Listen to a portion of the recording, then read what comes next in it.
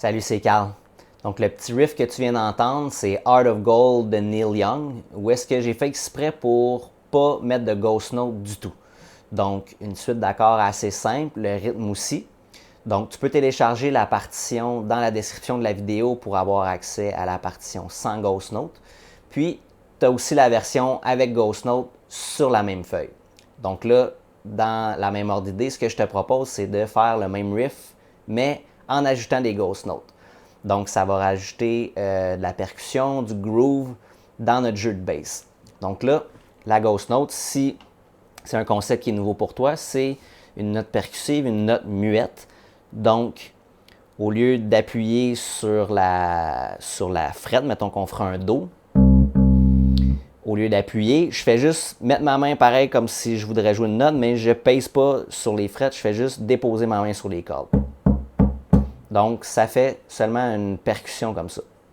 Donc là, si on regarde la partition de Neil Young avec les ghost notes, on rajoute une ghost note à 3 endroits.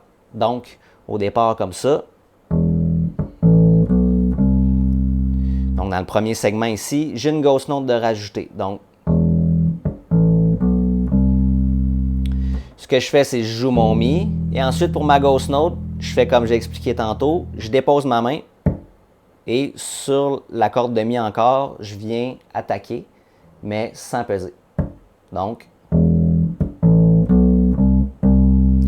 là, j'arrive sur mon Do. Il y a une autre ghost note ici avant de s'en aller au Ré. Donc,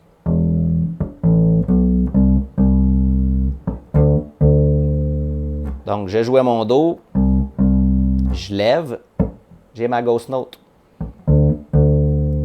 Comme ça. Quand j'arrive à mon Ré, il y a une autre ghost note ici. Donc, même chose, je joue mes 2 Ré. Je lève ma main encore. Donc, je ne déplace pas ma main quand je fais une ghost note, je fais juste soulever mes doigts en restant appuyé sur la corde. Donc, sur le Ré.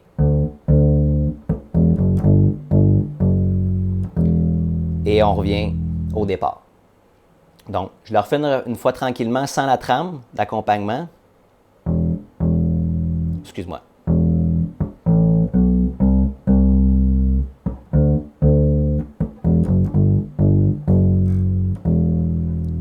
Comme ça ici. Donc, je vais juste soulever ma main pour faire ma ghost note. Donc là, comme tu as entendu au début aussi, il y a une trame d'accompagnement que j'ai jouée. Tu peux la télécharger aussi dans la description de la vidéo. Donc là, je te propose d'écouter la version avec ghost note sur la trame sonore. Donc, si tu as aimé la vidéo, laisse-moi un commentaire. Si tu as des questions aussi, tu peux me la poser dans les commentaires. Ça va me faire plaisir de te répondre. Donc, bonne écoute et bonne pratique. À bientôt.